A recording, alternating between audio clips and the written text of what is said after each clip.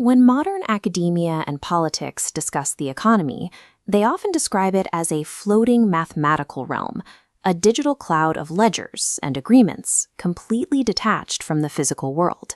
In this framework, core economic concepts like value, ownership, and exploitation are treated as mere social constructs or moral fictions, viewed as bookkeeping entries that exist only in our minds. Marxist materialism argues the exact opposite. Social existence determines consciousness. Every social structure, including the economy, has a physical basis. Look at this 1911 socialist illustration. It maps the literal physical weight of upper-class wealth resting directly on the biological labor of the working class. Monetary income manifests as the active physical realization of a capitalist's power and resource accumulation. To accurately analyze capitalism, we have to unlearn the idealist trap and evaluate the economy strictly as a measurable system of matter, energy, and physical force. You might hear the argument that a wage contract or a property right is simply an agreement between two minds, a non-physical concept. A purely idealist Marxism reduces class struggle to a debate over ethics, but you cannot detach the idea of an economic relation from its physical practice. A wage contract requires a worker to expend caloric energy over a specific period of time to alter physical materials in exchange for a tangible token. Even ownership simply dictates physical control over productive assets. That control is enforced by the physical power of the state, police, and heavy steel locks. A social relation is identical to its material enforcement. Remove the human bodies, the server ledgers, and the police, and that abstract legal agreement vanishes instantly. Calling any production relation non-physical is a category mistake. The relation is exactly the material configuration that reproduces it. In strict physicalist terms, a social relation is a reproducible state transition implemented entirely in matter. This diagram illustrates the physical system. Metabolic labor inputs feed a transformation process, resulting in a commodity and ledger update.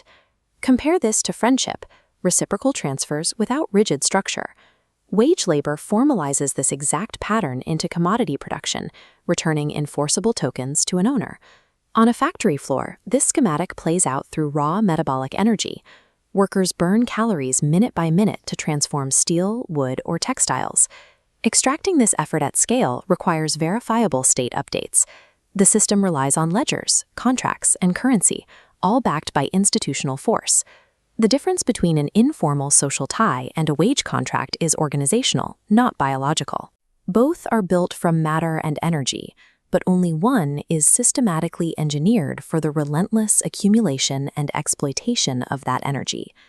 Karl Marx mapped this process using a specific formula for capital accumulation: money to commodity to more money, or M-C-M prime. This closed loop begins with M, accumulated tokens purchasing labor and materials. Next, in phase C, human caloric energy transforms raw matter into finished products. Finally, commodities are sold, converting into an M prime token visibly larger than the original investment. The mathematical increase between the starting money and the ending money is known as surplus value. Surplus value physically exists because the workers expended more metabolic energy creating the product than the energy required to sustain their own labor. The wage covers their survival. The rest is extracted. The capitalist doesn't run this cycle to hoard physical goods for personal consumption. The objective is to accumulate exchange value, abstract wealth that can be stored, ready to be mobilized, and constantly reinvested. The MCM prime circuit functions as a massive extraction mechanism, engineered to harness biological energy from the working class and convert it into institutional power for the owning class. This conversion process leads to reification, when social relationships between human beings begin to take on the form of relationships between physical objects. Under capitalism, the physical effort of thousands goes largely unseen. Their coordinated labor is only acknowledged by the physical money it fetches on the market. Money operates as the necessary form of appearance for abstract social labor. It is congealed human effort, securely stored as a physical coin or a digital record. During historical economic crashes, the illusion of credit and theoretical value evaporates. Market actors panic, and they desperately demand hard currency. They panic because money and precious metals are recognized as the absolute material embodiment of wealth. Their physical status provides stability when abstract promises fail. Holding these concrete tokens, whether they are gold reserves or terabytes of server data, confers the real-world ability to mobilize armies of workers and influence governments. Monetary income embodies the physical relation of the capitalist to society in its most active, concentrated form. This diagram scales the MCM prime circuit to the global economy. What we see are millions of these physical loops overlapping, connecting resource nodes to production centers through rigid pipelines of capital. At the absolute bottom of this circuitry, raw material extraction and agricultural labor serve as the anchoring physical inputs. Every digital profit margin reported by a multinational corporation is tethered directly to this physical extraction and the metabolic labor occurring in the real world. The capitalist uses this accumulated money to physically expand their reach. They construct actual steel facilities, purchase automated shipping ports, and build tangible server farms. When a company's profit rate falls, it is not a psychological event. It is a direct measurement of a physical shift on the ground, workers gaining bargaining power, or a supply chain physically breaking.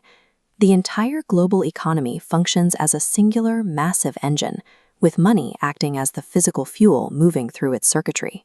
Treating capitalism as a non-physical social construct obscures the mechanics of how exploitation actually functions. There is a stark contrast between the heavy physical reality of working-class living conditions and the final destination of that exacted labor. That labor yields an undeniable material concentration of elite wealth, permanently claiming physical space and resources.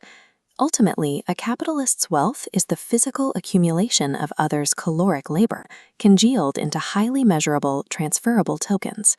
If you want to see the true relations of production, don't look for an abstract theory. Look directly at the physical money in the bank